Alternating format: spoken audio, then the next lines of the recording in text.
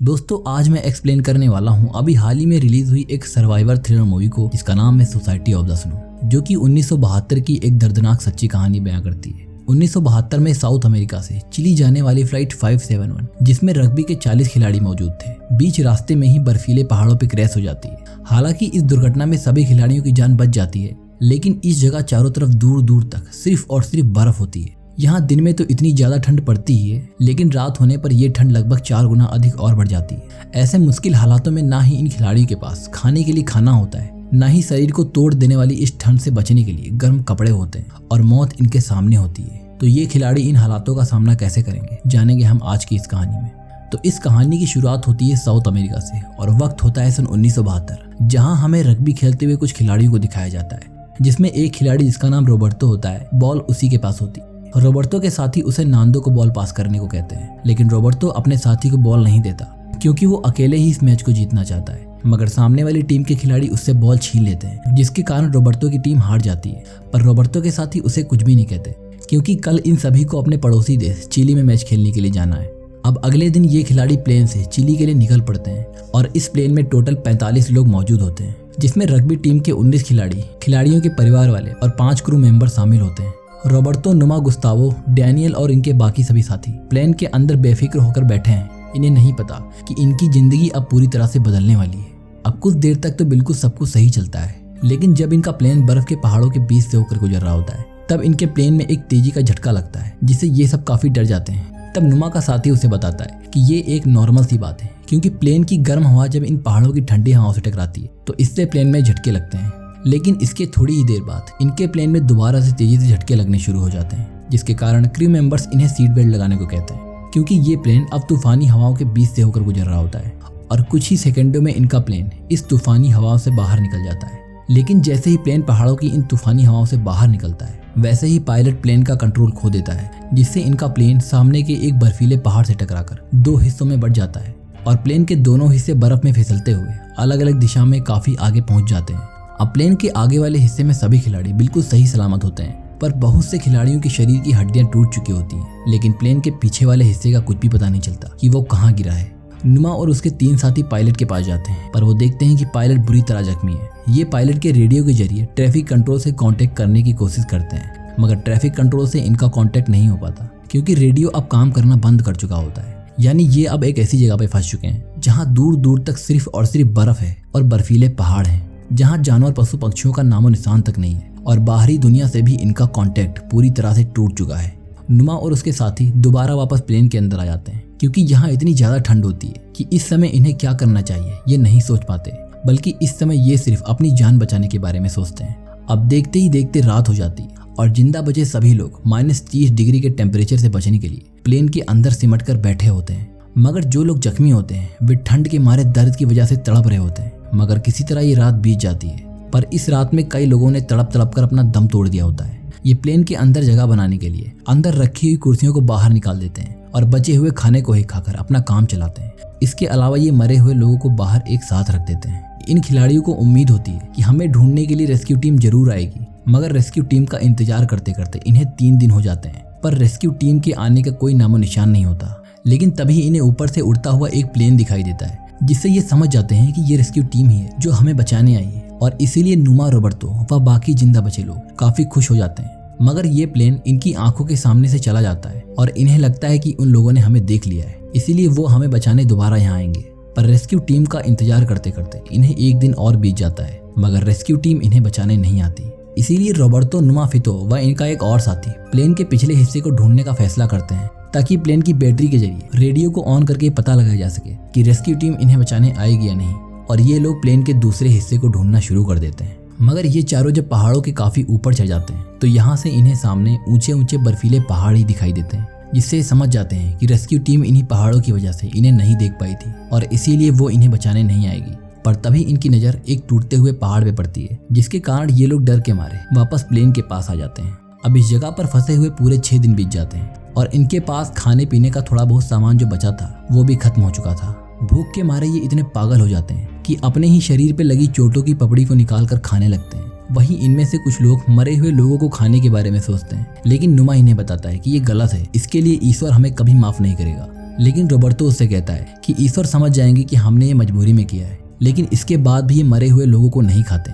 अब इन्हें यहाँ 8 दिन हो जाते हैं और नांदो की बहन सूजी भी अपना दम तोड़ देती है। 9 दिन बाद इनकी भूख इतनी ज्यादा बढ़ जाती है कि इन्हें ना चाहते हुए भी मरे हुए लोगों को खाना पड़ता है। मगर अभी भी जो लोग ये नहीं कर पाते हैं वो ऊपर आसमान को ताकते रहते हैं, इस उम्मीद में कि शायद कहीं से कोई मदद आ जाए। अब प्लेन के पास ही इनको बर्फ में दबी कोई चीज दिखाई देती है, इसलिए जब उस चीज को बाहर निकालते हैं तब इन्हें दिखाई देता है कि ये एक सूटकेस है और इस सूटकेस को जब ये खोलते हैं तो उसमें से एक रेडियो निकलता है। मगर ये रेडियो काम नहीं कर रहा होता है, पर रोबर्तो के साथी किसी तरह रेडियो को ठीक कर लेते हैं। लेकिन तभी रेडियो में एक FM चैनल चालू हो जाता है जिसमें ये बताया जा रहा होता है कि प्लेन को ढूंढने के लिए अब तक लगभग 66 सर्च मिशन चलाए जा चुके हैं, पर प्लेन ना मिलने के कारण इन्हें ढूंढने का मिशन बंद किया जा रहा है, क्योंकि अब सभी लोगों ने मान लिया है कि प्लेन के सारे पैसेंजर्स मारे जा चुके हैं और अगले साल फिर से इनको ढूंढने का मिशन चालू किया जाएगा, क्योंकि तब तक यहाँ की बर्फ पिघल चुकी होगी जिससे इनको ढूंढने में आसानी होगी। और जब ये इस खबर को सुनते हैं कि इन्हें बचाने कोई नहीं आने वाला, तब इस खबर को सुनते ही ये अंदर से पूरी तरह टूट जाते हैं। अब नुमा और उसके 2 साथी फिर से प्लेन के पिछले हिस्से को ढूंढने के लिए निकल जाते हैं ताकि पिछले हिस्से से इन्हें कुछ जरूरी सामान मिल सके। जब ये प्लेन के पिछले हिस्से को ढूंढने जा रहे होते हैं तब रास्ते में इन्हें मरे हुए कुछ लोग दिखाई देते हैं। नुमा और उसके साथी पहाड़ों पे चढ़ते ही जाते हैं, लेकिन कुछ ही देर में यहाँ बर्फीला तूफान शुरू हो जाता है जिससे इनको ऊपर चढ़ने में काफी मुश्किलें होती हैं, मगर फिर भी ये ऊपर चढ़ते ही जाते हैं। पर थोड़ी ही देर बाद अंधेरा हो जाता है और पहाड़ों के ऊपर ठंड और अधिक बढ़ जाती है, लेकिन किसी तरह ये रात गुजार लेते हैं और सुबह होते ही वापस ही अपने प्लेन के पास आ जाते हैं। नांदो नुमा से पूछता है कि तुमने ऊपर पहाड़ों से क्या देखा।